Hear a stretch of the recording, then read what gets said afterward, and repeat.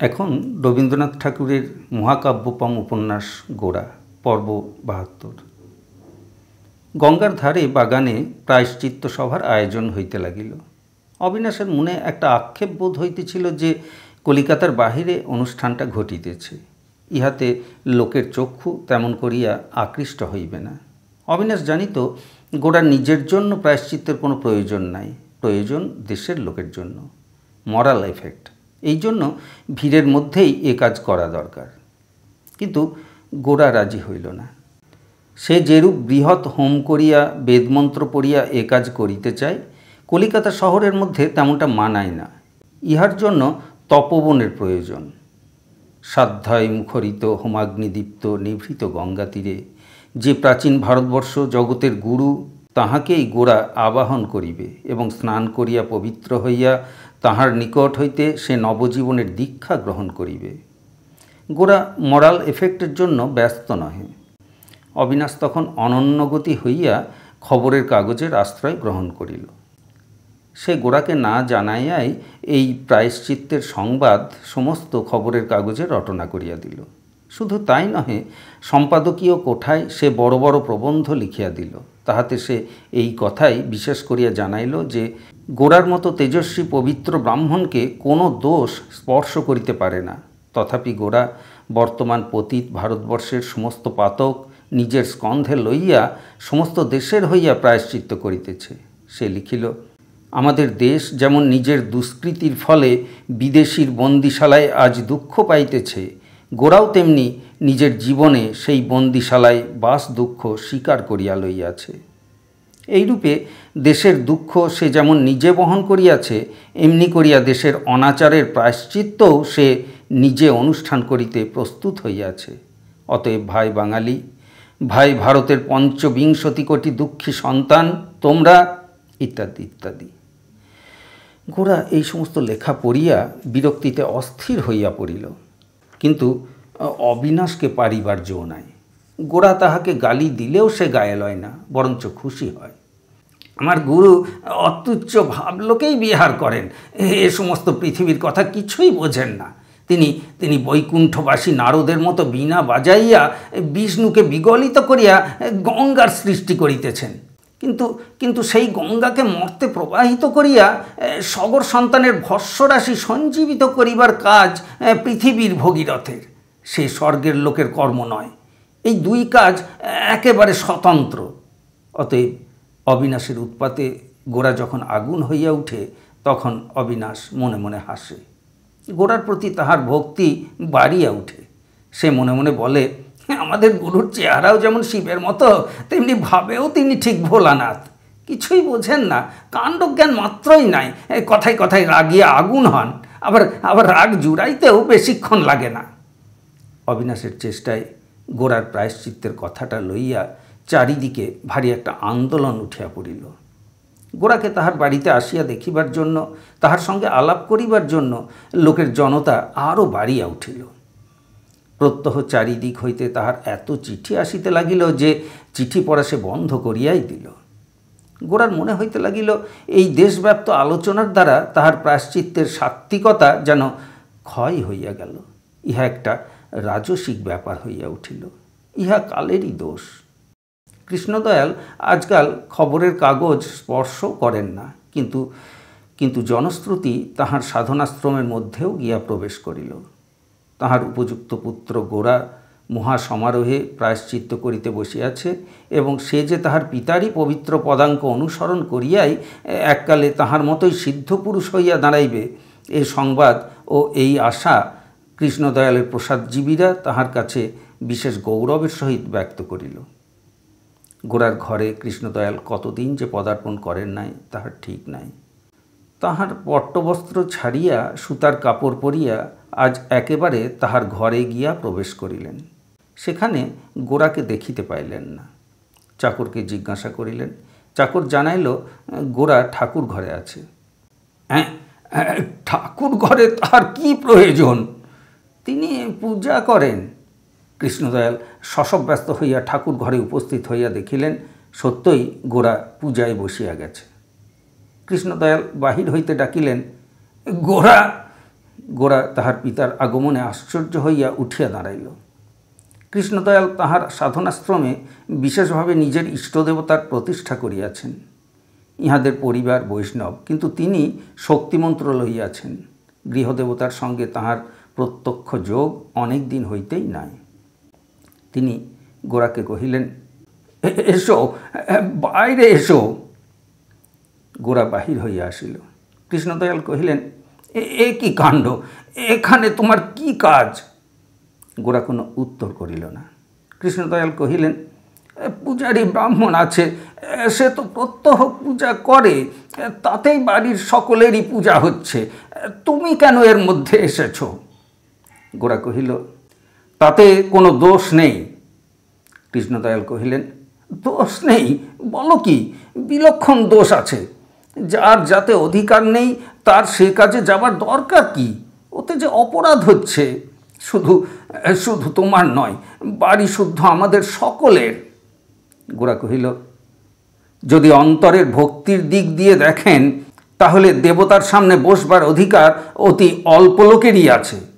কিন্তু আপনি কি বলেন, আমাদের ওই রামহরি ঠাকুরের এখানে পূজা করবার যে অধিকার আছে, আমার সে অধিকারও নেই? কৃষ্ণদয়াল গোরাকে কি যে জবাব দিবেন হঠাৎ ভাবিয়া পাইলেন না। একটু চুপ করিয়া থাকিয়া কহিলেন, দেখো, পূজা করাই রামহরির জাত ব্যবসা। ব্যবসাতে যে অপরাধ হয় দেবতা সেটা নেন না। ও জায়গায় ত্রুটি ধরতে গেলে ব্যবসা বন্ধই করতে হয়, তাহলে সমাজের কাজ চলে না। কিন্তু কিন্তু তোমার তো সে ওজোর নেই, তোমার এ ঘরে ঢোকবার দরকার কি? গোরার মতো আচারনিষ্ঠ ব্রাহ্মণের পক্ষেও ঠাকুর ঘরে প্রবেশ করিলে অপরাধ হয়, এ কথা কৃষ্ণদয়ালের মতো লোকের মুখে নিতান্ত অসঙ্গত শুনাইল না। সুতরাং গোরা ইহা সহ্য করিয়া গেল, কিছুই বলিল না। তখন কৃষ্ণদয়াল কহিলেন, আর একটা কথা শুনছি গোরা, তুমি নাকি প্রায়শ্চিত্ত করবার জন্য সব পণ্ডিতদের ডেকেছ। গোরা কহিল, হ্যাঁ। কৃষ্ণদয়াল অত্যন্ত উত্তেজিত হইয়া উঠিয়া কহিলেন, আমি বেঁচে থাকতে কোনো মতেই হতে দেব না। গোরার মন বিদ্রোহী হইয়া উঠিবার উপক্রম করিল। সে কহিল, কেন? কৃষ্ণদয়াল কহিলেন, কেন কি? আমি তোমাকে আর একদিন বলেছি প্রায়শ্চিত্ত হতে পারবে না। গোরা কহিল, বলে তো ছিলেন, কিন্তু কারণ তো কিছু দেখাননি। কৃষ্ণদয়াল কহিলেন, কারণ দেখাবার আমি কোনো দরকার দেখি নে। আমরা তো তোমার গুরুজন, মান্য ব্যক্তি। এ সমস্ত শাস্ত্রীয় ক্রিয়াকর্ম আমাদের অনুমতি ব্যতীত করবার বিধিই নেই। ওতে যে পিতৃপুরুষদের শ্রাদ্ধ করতে হয় তা জানো? গোরা বিস্মিত হইয়া কহিল, তাতে বাধা কি? কৃষ্ণদয়াল ক্রুদ্ধ হইয়া উঠিয়া কহিলেন, সম্পূর্ণ বাধা আছে, সে আমি হতে দিতে পারবো না। গোরা হৃদয়ে আঘাত পাইয়া কহিল, দেখুন, এ আমার নিজের কাজ, আমি নিজের সুচিতার জন্যই এই আয়োজন করছি। এ নিয়ে বৃথা আলোচনা করে আপনি কেন কষ্ট পাচ্ছেন? কৃষ্ণদয়াল কহিলেন, দেখো গোরা, তুমি সকল কথায় কেবল তর্ক করতে যেও না।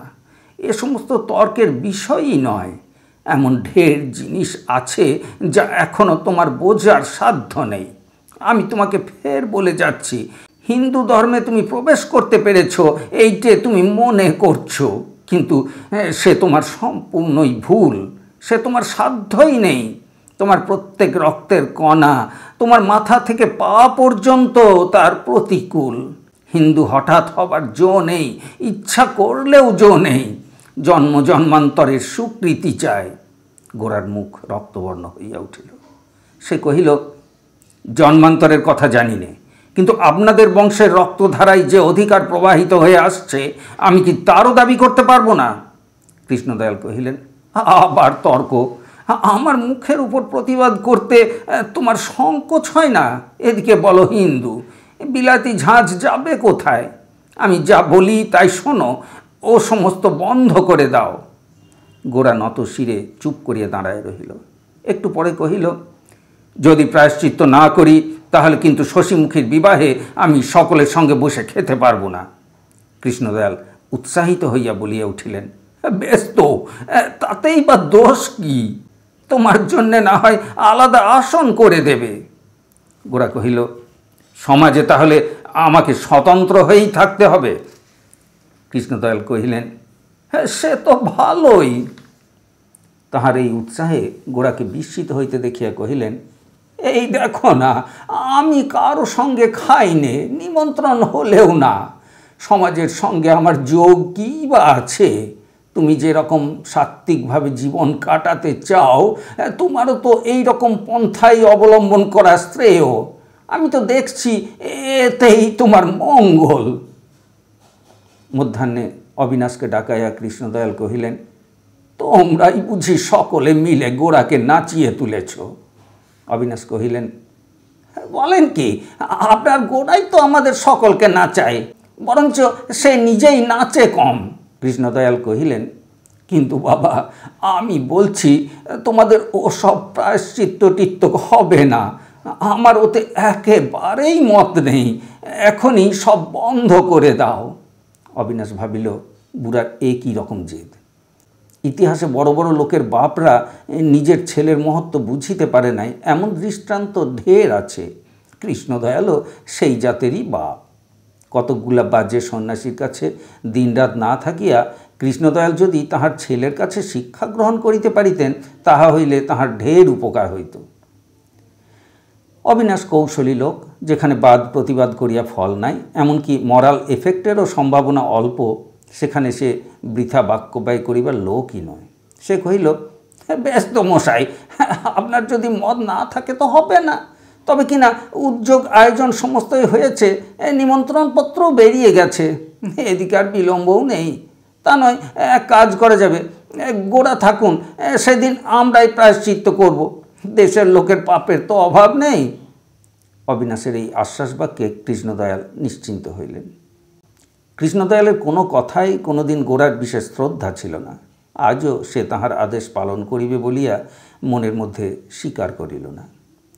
সাংসারিক জীবনের চেয়ে বড় যে জীবন, সেখানে গোরা পিতামাতার নিষেধকে মান্য করিতে নিজেকে বাধ্য মনে করে না। কিন্তু তবু আজ সমস্ত দিন তাহার মনের মধ্যে ভারী একটা কষ্টবোধ হইতে লাগিল। কৃষ্ণদয়ালের সমস্ত কথার মধ্যে যেন কি একটা সত্য প্রচ্ছন্ন আছে। তাহার মনের ভিতরে এই রকমের একটা অস্পষ্ট ধারণা জন্মিতেছিল। একটা যেন আকারহীন দুঃস্বপ্ন তাহাকে পীড়ন করিতেছিল, তাহাকে কোনো মতেই তাড়াইতে পারিতেছিল না। তাহার কেমন একরকম মনে হইল, কে যেন সকল দিক হইতেই তাহাকে ঠেলিয়া সরাইয়া ফেলিবার চেষ্টা করিতেছে। নিজের একাকিত্ব তাহাকে আজ অত্যন্ত একটা বৃহৎ কলেবর ধরিয়া দেখা দিল। তাহার সম্মুখে কর্মক্ষেত্র অতি বিস্তীর্ণ, কাজও অতি প্রকাণ্ড, কিন্তু তাহার পাশে কেহই দাঁড়াইয়া নাই।